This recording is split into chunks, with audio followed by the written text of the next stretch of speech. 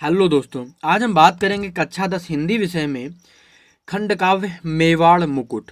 ये खंडकाव्य सुल्तानपुर, देवरिया, बरेली, बुलंदशहर, बहराइच और सीतापुर जिलों के छात्रों के लिए बहुत ही इम्पोर्टेंट खंडकाव्य होने वाला है। हर बार आपकी परीक्षा में यहाँ से 3 नंबर के प्रश्न पूछे जाते हैं। बेहतर तैयारी और 100% सफलता के लिए हमारे साथ जुड़ें और चैनल को सब्सक्राइब करिए। निश्चित ही आपको इस चैनल पर बहुत ही बेहतरीन कंटेंट और बोर्ड परीक्षा से संबंधित महत्वपूर्ण प्रश्नों की श्रृंखला मिलती रहेगी। सब्सक्राइब जरूर करिएगा। शुरुआत करेंगे हम यहाँ से। यहाँ आपकी परीक्षा में कुछ इस तरह के प्रश्न देखने के लिए मिलेंगे। मेवाड़ मुकुट खंडकाव्य की कथा वस्तु, कथानक या फिर कथा सार अपने शब्दों में लिखिए, पहला प्रश्न बन सकता है। इसके अलावा मेवाड़ मुकुट खंडकाव्य के नायक महाराणा प्रताप का चरित्र चित्रण कीजिए। इसके अलावा मेवाड़ मुकुट खंडकाव्य के आधार पर भामा शाह का चरित्र चित्रण कीजिए। इन 3 प्रश्नों में से कोई भी प्रश्न आपको परीक्षा में आपकी देखने के लिए मिल सकता है। पूरा वीडियो जरूर देखिएगा, निश्चित तौर पर आपको बहुत ही बेहतरीन लगेगा। अब शुरुआत करेंगे यहाँ से। मेवाड़ मुकुट का खंडकाव्य का कथासार, कथानक या फिर कथावस्तु कुछ भी आपसे पूछा जा सकता है। तीनों का एक ही मतलब होगा। यहाँ पर क्या होगा, प्रथम सर्ग से हम शुरुआत करेंगे। यहाँ पर अरावली, मेवाड़ मुकुट खंडकाव्य का कथासार। अरावली, इसमें आप क्या लिखेंगे? राजस्थान के दक्षिण पूर्व भाग में अरावली पर्वत श्रृंखला फैली हुई है। इन अरावली पर्वत की श्रृंखलाओं में कभी कभी ऋषि मुनि तपस्या करते थे और वहां पर अनेक वेद मंत्रों के स्वर गूंजते थे। युद्ध में पराजित होने के बाद राणा प्रताप इसी सुरक्षित स्थान पर पहुंचे जिसमें वे अपनी पत्नी लक्ष्मी और पुत्र तथा पुत्री को लेकर निवास करते थे। वन में अनेक कष्टों को सहन करते हुए भी उन्होंने अपने स्वाभिमान की रक्षा तथा शत्रु पक्ष की कन्या को पुत्री के समान पाला। यह उनकी उदारता तथा शरणागत वत्सलता का प्रमाण है। सर्ग के अंत में महाराणा प्रताप की पत्नी अपने पुत्र को गोद में लिए भविष्य की चिंता में डूबी हुई है। यह हो जाएगा प्रथम सर्ग, मेवाड़ मुकुट खंडकाव्य का कथासार। इसके बाद हम यहाँ से देखेंगे द्वितीय सर्ग, लक्ष्मी। इसमें क्या लिखेंगे आप? अरावली पर्वत श्रृंखला पर महाराणा प्रताप की कुटिया, चांदनी रात का प्रथम पहर है, सर्वत्र निर्भरता छाई हुई है। पक्षीगण दिन भर की थकान के बाद अपने अपने घोंसलों में सोए हुए हैं। इस एकांत तथा निर्जन स्थान पर अपनी कुटिया के समक्ष लक्ष्मी चिंतामग्न मुद्रा में बैठी हुई हैं। अपने भूख से पीड़ित पुत्र को देखकर व्याकुल हो उठी है। राणा की संतान होते हुए भी भरपेट दूध भी नसीब नहीं है। रानी लक्ष्मी कहती है कि कर्म योग तो आदर्श मात्र है, कर्म भोग ही सच्चा दर्शन है। सज्जन सर्वदा मार्मिक वेदना को प्राप्त करते हैं, परंतु कुमार्गी व्यक्ति जीवन में सफलता प्राप्त करते हैं। महाराणा प्रताप शत्रु के सामने अपना मस्तक नहीं झुका सकते। इसी स्वाभिमान की रक्षा के लिए सभी प्रकार के दुखों को सहन कर रहे हैं। लक्ष्मी सम्मान रक्षा हेतु स्वयं को कष्टों में डाल सकती है, किंतु अपने पुत्र और पुत्री का दुख उससे देखा नहीं जाता। ये हो जाएगा द्वितीय सर्ग। मैं आपको सिर्फ कहानी के तौर पर समझा रहा हूँ, आप समझने का प्रयास करिएगा और अपने शब्दों में आप परीक्षा में लिख सकते हैं। आराम से समझ में आपकी आ जाएगा, उम्मीद करता हूँ, और ध्यान से आप समझने का प्रयास करिएगा।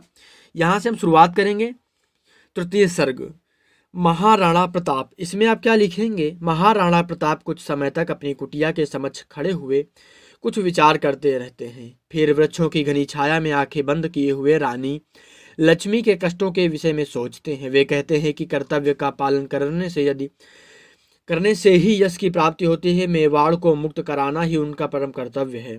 इसके लिए वे अपने प्राणों की आहुति देने के लिए तैयार हैं। वे सोचते हैं कि मैं ही अपने कर्तव्य पथ से विचलित क्यों हूँ। मानवीर सिंह जैसा वीर उसके इशारे पर नाच रहा है। अकबर की साम दाम दंड भेद की नीति में मैं ही शेष बचा हूँ, पर आज मैं किस दशा में पहुंच गया हूँ।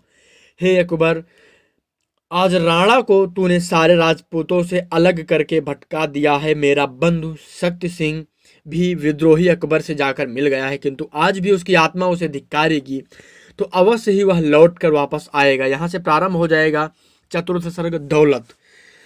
यहाँ पर क्या होगा, दौलत चिंतामग्न मुद्रा में लताओं में आच्छादित घनी छाया में बैठी हुई है, अपने विगत जीवन के विषय में विचार कर रही है और कहती है उसे भोग विलास भरे जीवन में कटुता ही थी, प्रीति नहीं। उसे विगत जीवन अच्छा नहीं लगता। महाराणा प्रताप की सज्जनता के विषय में विचार करती हुई वह कहती है, अकबर यह क्यों नहीं समझते कि ईश्वर ने सबको समान बनाया है। वह शक्ति सिंह और प्रताप की तुलना करती हुई कहती है, ये सूर्य है, वह दीपक है। दौलत महाराणा प्रताप के बारे में कुछ कहना चाहती है। इसके बाद यहाँ से शुरुआत हो जाएगी प्रताप की चिंता, पंचम सर्ग। इसमें आप क्या लिखेंगे, एकांत में स्थान पर बैठी हुई दौलत महाराणा प्रताप के पदचाप सुनकर उठ खड़ी होती है। महाराणा प्रताप उसके एकांत में बैठने और उदास होने का कारण पूछते हैं। वह बताती है, मैं तो बहुत सुखी हूँ, पर एक ही डर है, मेरे कारण कहीं आपकी स्वाधीनता का प्रण न टूट जाए। मैं आपकी कुछ सेवा तो नहीं कर सकती, उल्टे आपके दुख को और बढ़ाने का काम मैंने किया है। राणा कहते हैं, पगली भला कौन सा दुख यहाँ मेरे लिए तू लेकर आई है, तेरे आने से मुझे एक बेटी मिल गई है। दौलत उत्तर देती है, रानी लक्ष्मी तो भीतर ही भीतर पीड़ा का विष पी रही है, मैं उनसे कुछ पूछने में भी सहमति हूँ, मेरे साथ चलें, मैं उनका दुख दूर करने का प्रयास करूंगा। इसके बाद यहाँ से छठवां सर्ग प्रारंभ हो जाएगा, पृथ्वीराज। महाराणा प्रताप प्रातःकाल प्रस्थान का प्रबंध करते हैं, तभी एक अनुचर आकर उन्हें पत्र देता है। यह पत्र पृथ्वीराज द्वारा भेजा गया था। पृथ्वीराज अकबर के मित्र हैं और कवि हैं। महाराणा प्रताप से भेंट करते हैं और अकबर से युद्ध करने के लिए प्रेरित करते हैं। महाराणा प्रताप उन्हें अपनी साधनहीनता के विषय में बतलाते हैं तो पृथ्वीराज भामा शाह का परिचय देते हैं और कहते हैं कि भामा शाह आपकी प्रत्येक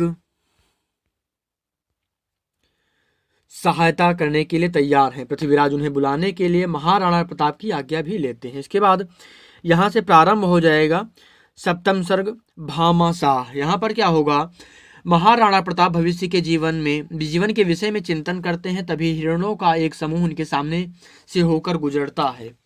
इसके बाद मातृभूमि के जय जयकार करते हुए भामा शाह वहां उपस्थित होते हैं।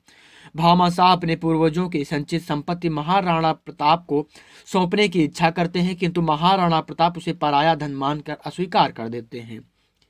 किंतु भामा शाह उन्हें यह समझाते हैं कि यह उनका अपना धन है। महाराणा प्रताप उन्हें अपने गले से लगा लेते हैं। फिर तो राणा प्रताप का नया उत्साह उत्पन्न हो जाता है। वह देश के हित में मर मिटने के लिए भी तैयार हो जाते हैं। और ये यहाँ पर समापन हो जाता है खंड काव्य का, यानी मेवाड़ मुकुट खंड काव्य का कथासार इतना हो जाएगा। उम्मीद करता हूँ खंड काव्य आपको पसंद आया होगा। इसके बाद हम यहाँ पर देखेंगे महाराणा प्रताप का चरित्र चित्रण। इसमें आप क्या लिखेंगे, महाराणा प्रताप का चरित्र चित्रण मुख्य पॉइंट। यहाँ पर मैं आपको सिर्फ पॉइंट बताऊंगा, इसके बारे में विषय में आपको बताता चल रहा हूँ, साथ में समझ में आएगा आपकी उम्मीद है और आप समझ भी पाएंगे।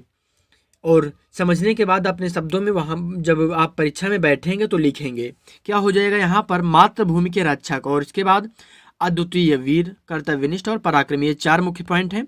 इन सभी के बारे में हम जान लेते हैं। पहला जो मुख्य पॉइंट होगा ये होगा मातृभूमि के रक्षक। इसमें आप क्या लिखेंगे, महाराणा प्रताप निरंतर ही विभिन्न प्रकार के कष्ट भोगते हैं, किंतु फिर भी अकबर की अधीनता स्वीकार नहीं करते हैं।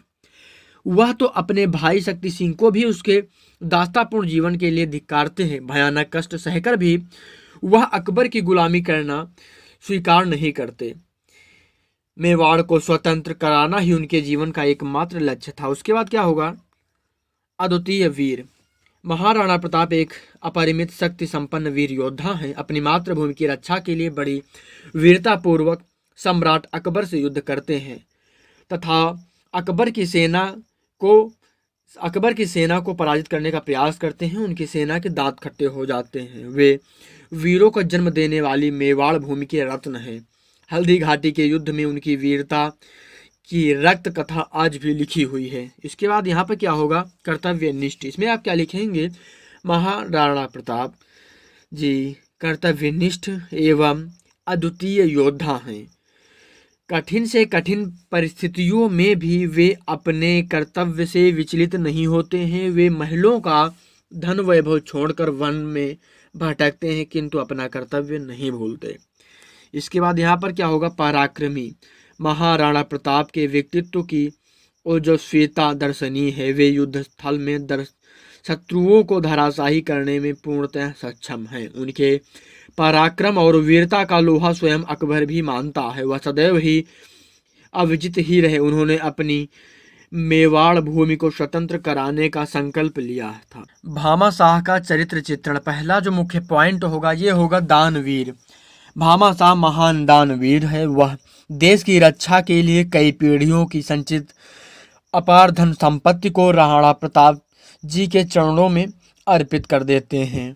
इसके बाद देशभक्त, यहाँ पर मुख्य पॉइंट होगा भामाशाह देश प्रेम की भावना से ओतप्रोत हैं। वे देख रहे हैं कि महाराणा प्रताप साहब अपने देश के लिए इतने कष्ट झेल रहे हैं, अतः वे चाहते हैं कि वे भी देश के लिए अपना सर्वस्व दान करें, और उन्होंने ऐसा किया भी था, और वे देश के सच्चे देशभक्त हैं। तर्कपूर्ण, भामाशाह के विनयशीलता और तर्क बुद्धि का मणिकांचन संयोग है। उनके प्रबल तर्क महाराणा जी को भी मानने पड़ते हैं। जब वे अपना धन महाराणा साहब को अर्पित करते हैं, तब महाराणा प्रताप जी विभिन्न तर्क देकर उसे नहीं लेना चाहते, किंतु अंत में भामाशाह के तर्कों से प्रभावित होकर महाराणा प्रताप साहब उनकी बात मान लेते हैं। उसके बाद क्या होगा, विनयशील। अनुपम त्याग करते हुए भामाशाह विनम्रता की मूर्ति हैं। वे अत्यंत विनम्रता पूर्वक राणा प्रताप से विनय करते हैं कि वे दास की सेवा को स्वीकार करें। ये था भामाशाह का चरित्र चित्रण।